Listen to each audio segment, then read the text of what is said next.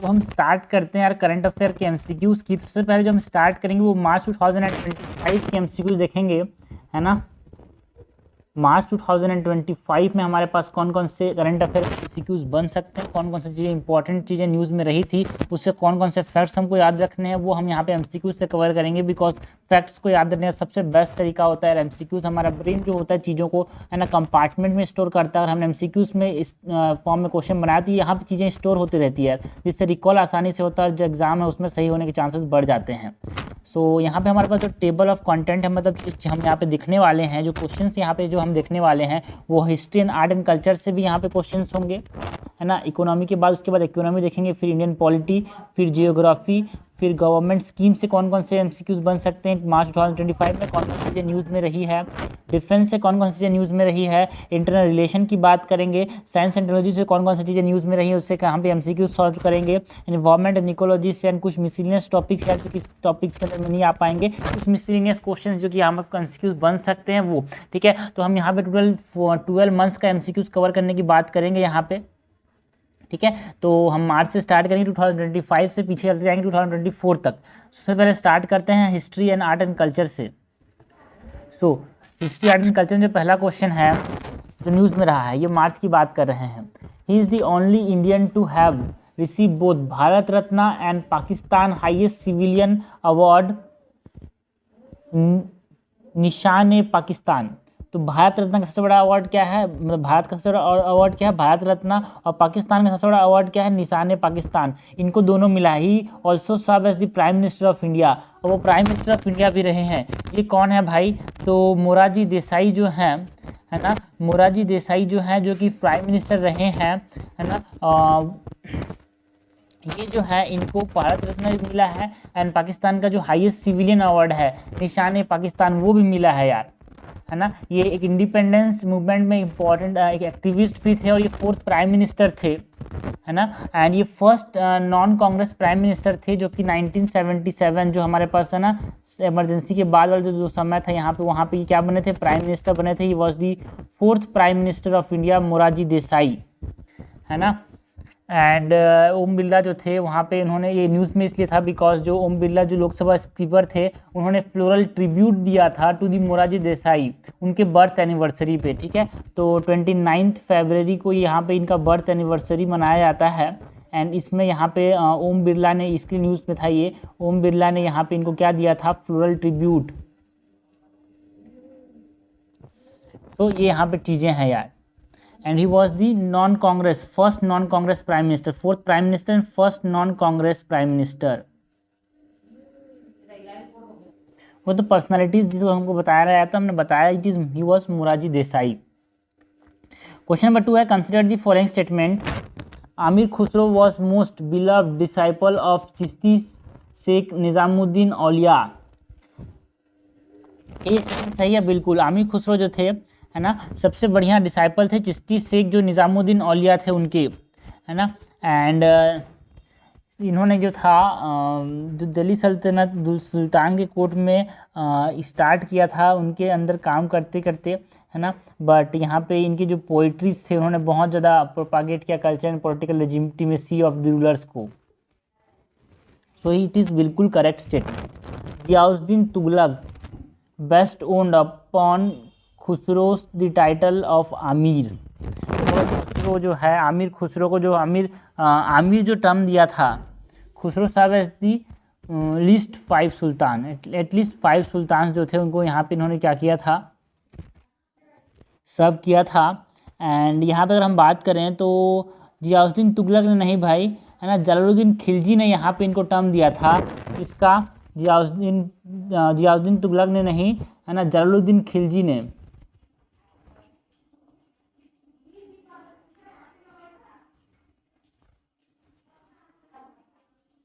है ना, इन्होंने टाइटल दिया था आमिर खुसरो का, है ना। एंड ही, है ना, इनको एक तरह से पैरोट ऑफ इंडिया का टाइटल भी दिया था। किसने, जलालुद्दीन खिलजी ने, ठीक है। एक और टाइटल इनको मिला था आमिर खुसरो का, एज दी, इसको हम जानते हैं सॉरिकेट ऑफ तुती हिंद, इसका मतलब है तूतीहीन मतलब parrot of India.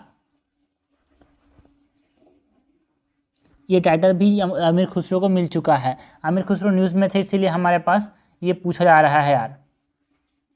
Okay,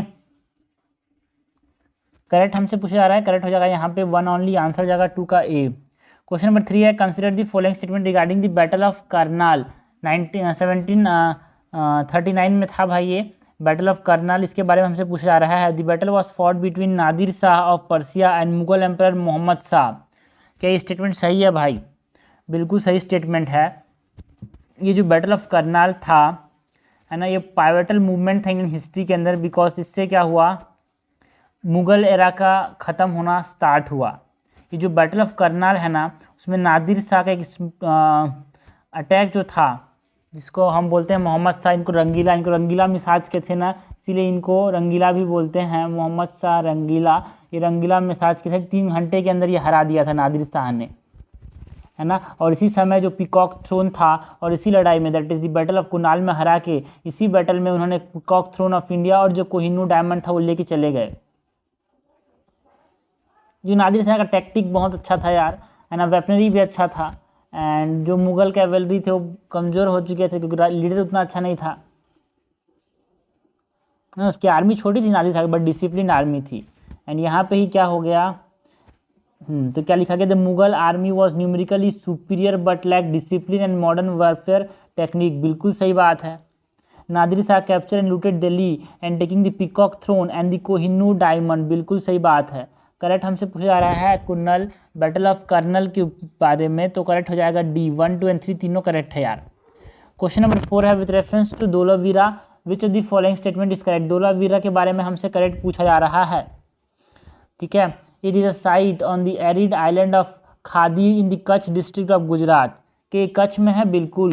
Dholavira के बारे में इंपॉर्टेंट चीज़ ये है, it lies on the topic of cancer, याद रखना, it lies on the tropic of cancer. And Dholavira के अंदर हमारे पास it is the 6th largest Harappan site. And Dholavira के अंदर इंपॉर्टेंट चीज़ क्या है कि जो धोलावीरा है वो 3 पार्ट में डिवाइड है यार। एक सीटाडेल है, इंपॉर्टेंट पॉइंट की बात करें 3 पार्ट्स में डिवाइड है। एक सीटाडेल है, एक मिडिल टाउन एंड एक है लोअर टाउन, है ना। एंड ये जो था, इसकी डिस्कवरी से हमारे पास क्या देखने को मिला भाई, large inscription made of stones हमारे पास देखने को मिले हैं।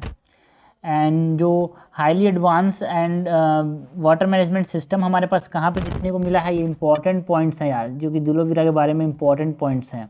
Highly advance water management system Kutch region में है ये, ठीक है,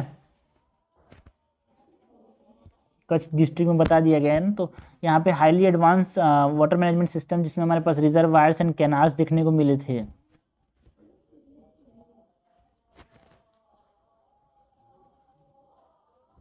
ओके, कच्छ डिस्ट्रिक्ट में है ये। 2021 के अंदर इसको क्या किया गया था, देखो अभी बताया, 4th वर्ल्ड हेरिटेज साइट यहाँ पे बताया गया था। यहाँ पे हड़प्पन स्क्रिप्ट देखने को मिला है यार, ठीक है।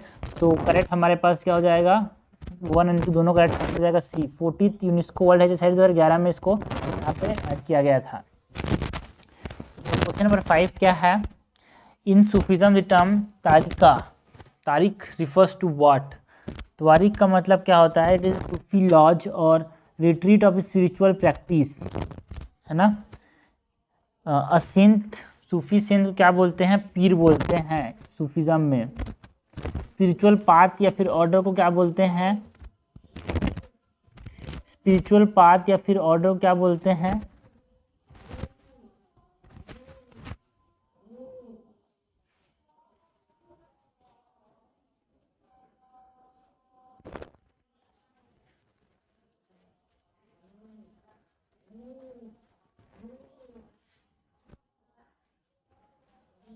स्पिरिचुअल पाथ को तारीख बोलते हैं यार। सूफी lodge or retreat for spiritual practice को क्या बोलते हैं, इसको बोलते हैं खाना, खानका, ठीक है। तो तारीख इज स्पिरिचुअल पाथ या फिर order and Sufi lodge or retreat of spiritual practice called khanqah, and meditation or contemporary contemplation of God presence is known as what? It is मरकबा और मुराकबा। ओके, सो यहाँ पे आंसर हो जाएगा बी। क्वेश्चन नंबर 6 है the present day Somnath temple was reconstructed in which architectural style. जो Somnath temple है जिसको reconstruct किया गया था बिकॉज मोहम्मद ऑफ गजनी ने यहाँ पे इसको लूट लिया था, इसको Chalukya style of temple architecture में रिकंस्ट्रक्ट किया गया है यार, है ना। ये 12 ज्योतिर्लिंग का एक पार्ट है। Somnath temple is a part of 12 ज्योतिर्लिंग, है ना। शिवा टेम्पल है ये। किसने लूटा था? महमूद ऑफ गजनी ने 1025 AD में रिकंस्ट्रक्ट किया गया है चालुक्य स्टाइल में, है ना, जिसमें 50 मीटर टॉल शिखरा है। एंड ये जो टेम्पल है ये कहाँ पे है? त्रिवेणी संगम में। त्रिवेणी संगम में ये प्रेजेंट है। त्रिवेणी संगम मतलब यहाँ पे 3 नदी के संगम में है। पहला है कपिला नदी, दूसरा है हिरना नदी, तीसरा है यहाँ पे सरस्वती नदी। इन 3 नदी के कॉन्फ्लुएंस में त्रिवेणी संगम में ये है। क्वेश्चन नंबर 7 है कंसिडर द फॉलोइंग स्टेटमेंट, हमसे करेक्ट पूछा जा रहा है। During the palaeolithic age human were hunter gatherer using stone tool for hunting, butchering and food processing. Palaeolithic age के समय, palaeolithic means what? Old stone age के समय हमारे पास जो ह्यूमंस थे वो हंटर गैदरर्स थे, बिल्कुल स्टोन का इस्तेमाल करते थे for hunting, butchering and food processing. बिल्कुल सही बात है, ओल्ड स्टोन एज, है ना।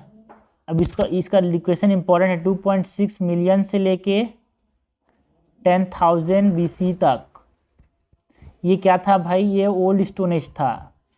Old stone as 2.6 million year से लेके 10,000 BC तक old stone as. The Mesolithic age is marked by the adaptation of agriculture, animal domestication and settled communities। देखो एग्रीकल्चर जो डोमेस्टिकेशन है, early domestication and settled communities, या फिर agriculture देखते ही दिमाग में ना आना क्या आना चाहिए भाई? एग्रीकल्चर देखते ही नियोलिथिक एज याद आना चाहिए, ठीक है, नियोलिथिक एज। ओके, ये जो था 10,000 BC तो ठीक है। तो ये जो नियोलिथिक एज था, मेसोलिथिक जो था वो 10,000 से लेके 5,000 BC तक चला था, है ना। एंड ये स्टार्ट कहाँ पे हुआ था? इसी बीच में 12,000 ईयर एगो, मतलब 10,000 से स्टार्ट हुआ था एंड एंडेड इन जो नियोलिथिक एज है। डिफरेंट रीजन में ये डिफरेंट होता है। ये मेसोलिथिक की बात कर रहा हूँ, ये डिफरेंट होता है, बट नियोलिथिक जो है सीरीज में हमारे पास देखने को मिलता है। It is around 1200 years ago and ended between 4500 BCE या फिर 200 BC के बीच में यहाँ पे ख़त्म हुआ होगा। डेट इंपॉर्टेंट इसलिए बिकॉज इससे भी हमारे पास क्वेश्चन देखने को मिलते हैं। मेसोलिथिक एज में हमारे पास स्पेशलाइज्ड टूल बने थे यार, ठीक है। एग्रीकल्चर देखने को नहीं मिला था, स्पेशलाइज्ड टूल, है ना। Environmental adaptation, early domestication of plants and animal,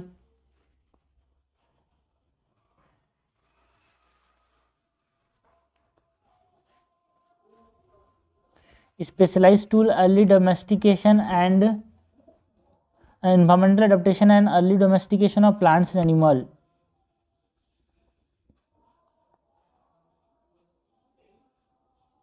कहाँ पे देखने को मिला था? मेसोलिथिक एज में। एग्रीकल्चर देखते दिमाग में आना चाहिए नियोलिथिक। तो यहाँ पे करेक्ट क्या हो जाएगा भाई? करेक्ट हो जाएगा A1 ओनली। क्वेश्चन नंबर 8 है with reference to Indian festivals consider the following. पर कुछ इंडियन फेस्टिवल्स दिए हैं, वो कौन से स्टेट में सेलिब्रेट किया जाता है ये हमसे पूछा रहा है। तो आर्ट एंड कल्चर में इसको कवर किया हम। यहाँ पे एक बार फिर से जो न्यूज़ में रहे वहाँ पे इसको देख रहे हैं। काथी बिहू जो है वो असम में किया जाता है। क्या काथी बिहू जो फेस्टिवल है वो असम का फेस्टिवल है, बिल्कुल सही बात है। फर्स्ट डे ऑफ काथी मंथ जो है असमीज कैलेंडर में उसको सेलिब्रेट किया जाता है काथी बिहू। एंड सिग्मो जो फेस्टिवल है वो गोवा में सेलिब्रेट किया जाता है भाई। Shigmo festival is celebrated in Goa, है ना।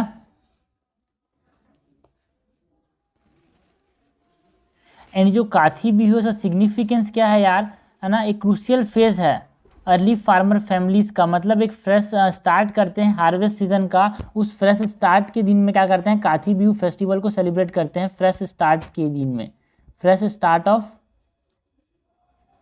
हार्वेस्ट सीजन, है ना।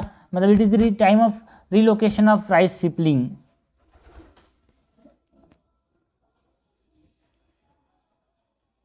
Relocation time of rice saplings. जद्य स्वामी फेस्टिवल, जो जद्य स्वामी फेस्टिवल है वो तमिलनाडु के अंदर परफॉर्म किया जाता है, बिल्कुल सही बात है यार, है ना। यहाँ पे ये जो फेस्टिवल है इट इज डेडिकेटेड टू जद्य स्वामी, एक तरह से डीटी है ना, उनके faith devotion and preservation of ancestral tradition के लिए यहाँ पे इसको मनाया जाता है। इसमें ना बदगास जो होते हैं वो एक विलेज में रहते हैं, इसको हट्टीज बोलते हैं। एंड जो लैंग्वेज जो बदगास पीपल जो सेलिब्रेट करते हैं फेस्टिवल को, है ना, नीलगिरीज के अंदर ये सेलिब्रेट किया जाता है बदगा ट्राइब का, बदगा कम्युनिटीज़ के द्वारा। ये जो जदा स्वामी फेस्टिवल है उसको।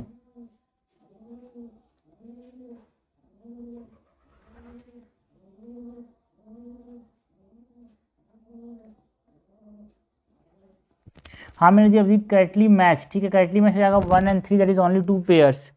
क्वेश्चन नंबर 9 है विच दी फॉलोइंग बेस्ट डिस्क्राइब गीत गावी। गीत गावी को बेस्ट डिस्क्राइब क्या कर रहा है, गीत गावी है क्या भाई। गीत Gavi is a pre wedding ceremony perform by Bhojpuri speaking communities in Mauritius, है ना। प्री वेडिंग सेरेमनी है गीत गावी जो कि भोजपुरी स्पीकिंग कम्युनिटीज जो मॉरिशियस में रहते हैं वहाँ पे उसको सेलिब्रेट करते हैं। न्यूज़ में इसलिए था because UNESCO representative list of intangible culture heritage के ऑफ ह्यूमैनिटी के अंदर इसको यहाँ पे ऐड किया गया है ना। यहाँ पे prayer, song, music, dance, rituals perform किए जाते हैं इसके अंदर। एक हिंदू वेडिंग्स में ये परफॉर्म किया जाता है, बट जो मॉरिशस चले गए हैं,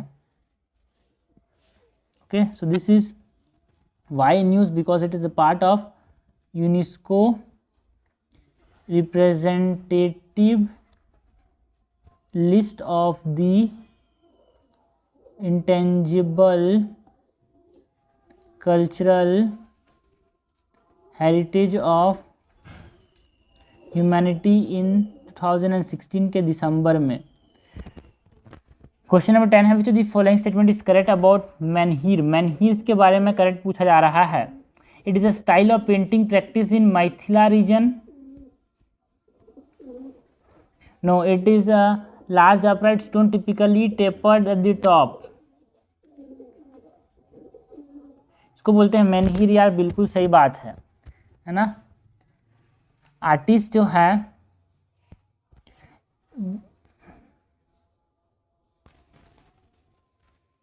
जो मतलब मेनहीर की बात करें तो मेनहीर क्या है भाई, मैनमेड लार्ज स्टोन्स जो हैं वो हमको क्या बोलते हैं, उसको मेनहीर बोलते हैं यार।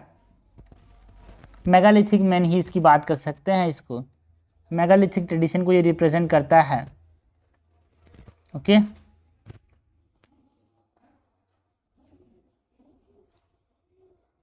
एंड ये हमारे पास जो तेलंगाना के अंदर मेनहीर है एक तो, इसको हम बोलते हैं मुदुमल मेगालिथिक मेनहीर, वो यहाँ पे किसके अंदर आता है भाई, यूनेस्को के वर्ल्ड हेरिटेज साइट सेकेंड घोषित करने वाला था, इसीलिए नॉमिनेशन डाला गया था, इसीलिए न्यूज़ में था यार मेनहीर का मतलब, ठीक है।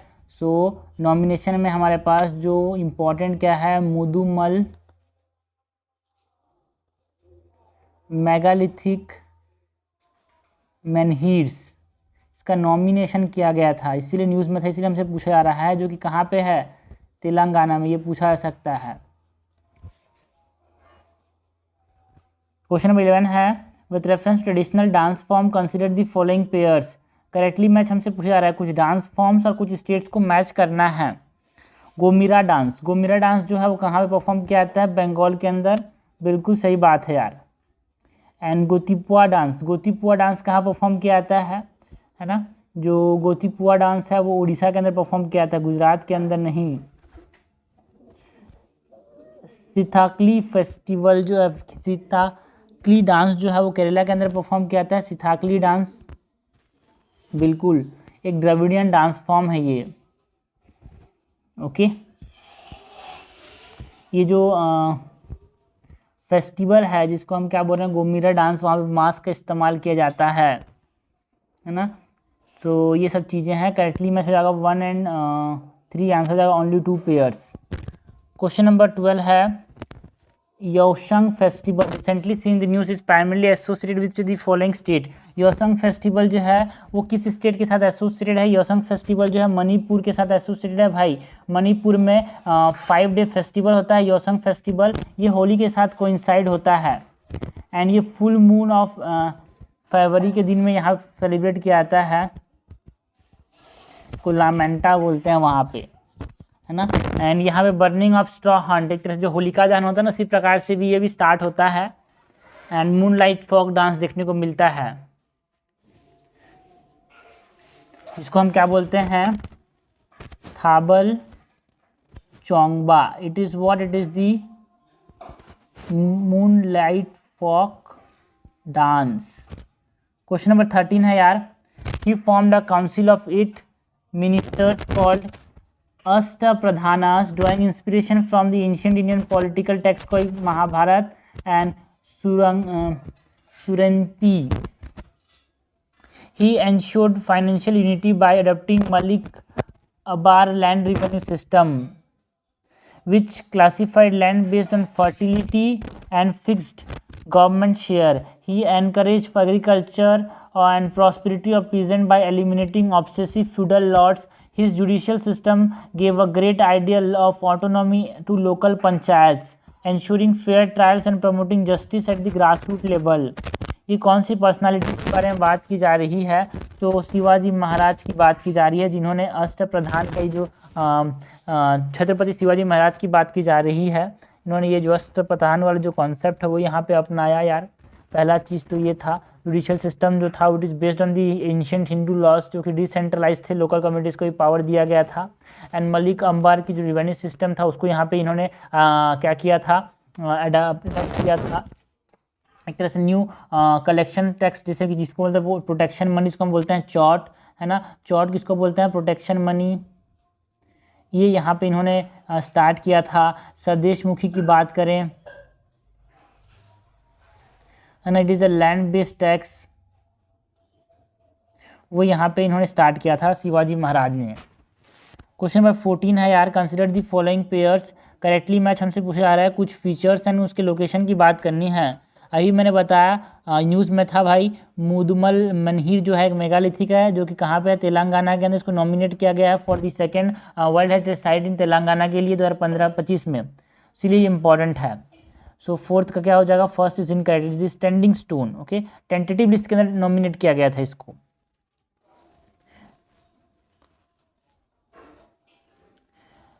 है ना। हिरी बनिकलू, हिरी बनिकलू क्या है भाई, कर्नाटका के अंदर है, बिल्कुल ये टेंटेटिव लिस्ट के अंदर प्लेस किया गया है, नॉमिनेशन किया गया था ऊपर वाले को, बट ये प्लेस्ड है यूनेस्को के टेंटेटिव लिस्ट में, 2021 में इसको डाल दिया गया था। And it is also collection of menhirs, it is also what, it is also menhir, that is the megalithic stone जो कि खड़े हुए हैं यहाँ पे। एंड उसके बाद विभू थिहली, विभू थिहली जो है वो कर्नाटका में है भाई, केरला में नहीं है।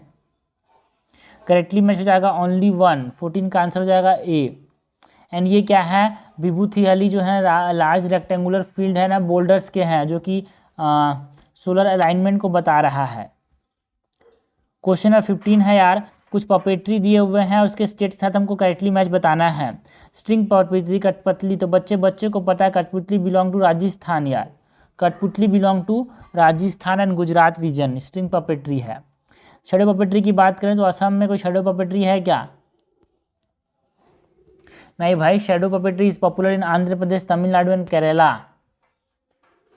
है ना। रावण छाया उड़ीसा में भी देखने को मिलता है, तो आंध्र प्रदेश, केरला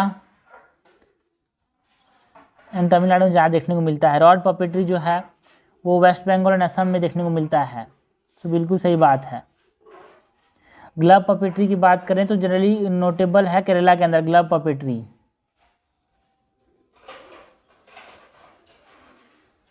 जिनको हम क्या बोलते हैं, पावा कथकली, करेक्टली मैच हो जाएगा 2 1 एंड 3, आंसर हो जाएगा सी।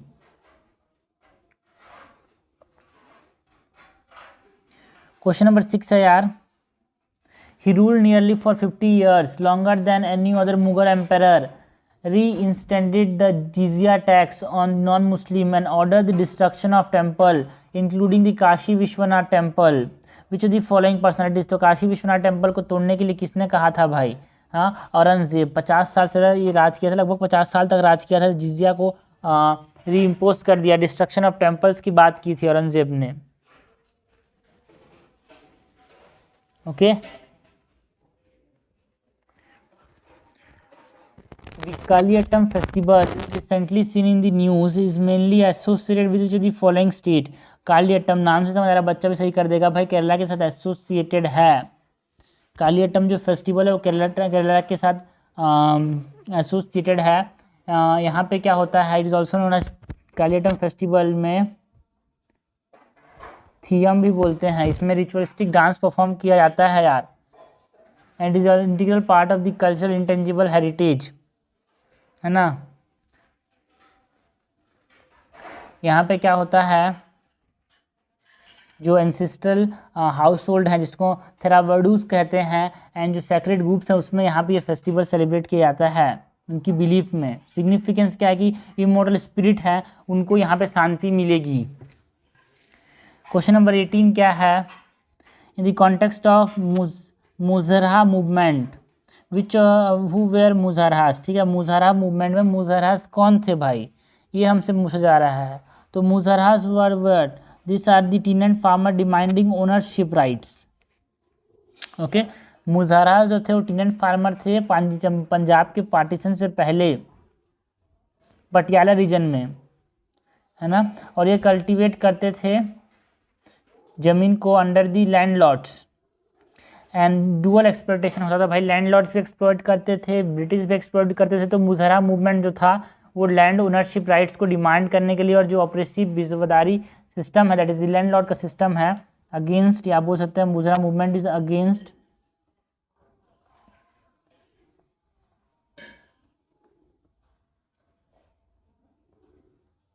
British authorities and the land Lord's को हम क्या बोल रहे हैं, विस्वेदार्स बोल रहे हैं। क्वेश्चन नंबर 19 क्या है,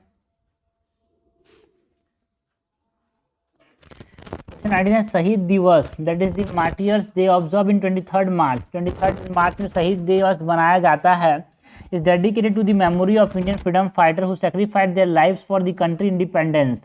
Which of the following statement about the event related 23 March 1931 is incorrect? यहाँ पे शहीद भगत सिंह, राजगुरु और सुखदेव को यहाँ पे क्या लगाया गया था, फांसी लगाया गया था। सो Bhagat Singh, Rajguru and Sukhdev were hanged on 23 March 1931, बिल्कुल सही बात है। हमसे इनकरेक्ट पूछा जा रहा है भाई, क्या पूछा जा रहा है, इनकरेक्ट पूछा जा रहा है, ठीक है। तो first is correct. They sought to avenge Lala Lajpat Rai death who protested against Simon's commission, बिल्कुल उनकी जो डेथ हो गई उसका बदला लेने के लिए यहाँ पे इन्होंने लड़ाई की थी, जो स्कॉट था उसको यहाँ पे मार दिया था, है ना,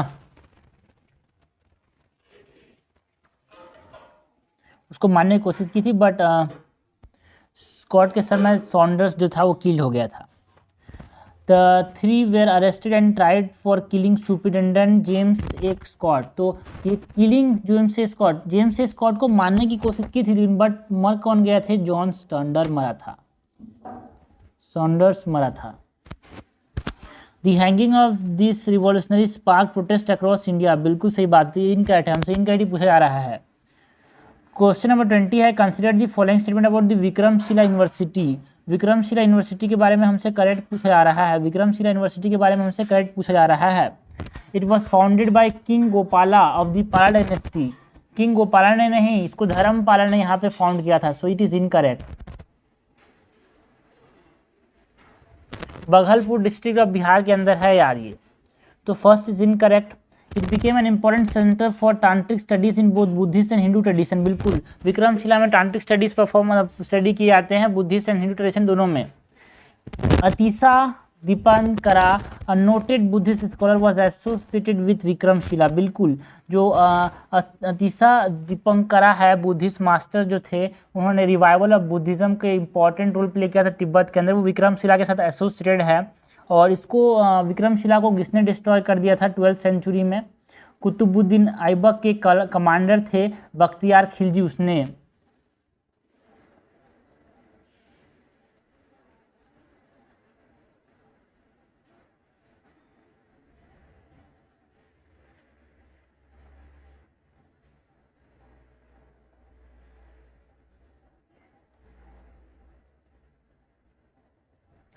दिस इज करेक्ट, हमसे करेक्ट पूछा जा रहा है, करेक्ट जाएगा B2 and 3 ओनली। क्वेश्चन 21 देखते हैं यार। थर्ड बैटल ऑफ पानीपत, तो बच्चे को पता है third battle of Panipat is fought between the Marathas and the Durrani empire. ठीक है, यहाँ पे मराठास जो थे वो हार गए थे यार। यहाँ पे जो चीफ मिनिस्टर थे देवेंद्र फडणवीस, उन्होंने इसके बारे में बात की थी, इसीलिए यहाँ पे ये न्यूज़ में था। थर्ड बैटल ऑफ जो पानीपत है वो अहमद शाह दुरानी जो कि अफगानिस्तान से आया था एंड जो मराठास थे उसके बीच में लड़ा गया था यार।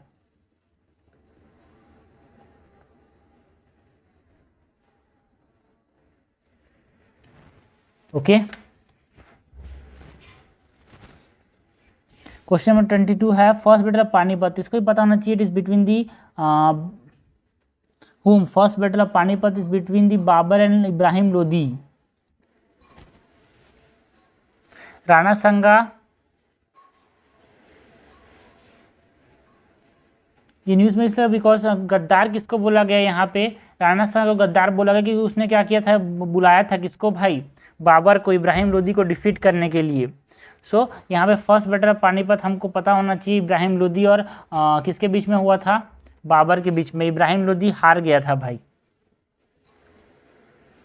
उसके बाद सेना बहुत ज़्यादा थी फिर भी हार गया था because of the technique of Babur, tulughma strategy, cannons का इस्तेमाल किया था यहाँ पे। ओके, सो ये हमने क्वेश्चन देखे फ्रॉम एग्रीकल्चर जो कि मार्च 2024 में 25 में न्यूज़ में रहे थे, उसके रिगार्डिंग जो क्वेश्चन बन सकता है वो हमने कवर किया। इसी प्रकार 2024 में 2025 में मार्च 2025 के मार्च में कौन कौन से MCQs बन सकते हैं वो हम एक प्लेलिस्ट में कवर करेंगे। तो ये आर्ट एंड कल्चर हो गया, सब पॉलिटी, जियोग्राफी, इकोनॉमिक्स है ना, इस प्रकार से कवर करेंगे। चीज़ें टॉपिक वाइज करते हैं ना, स्टेप वाइज करने से चीज़ें याद रहती है यार।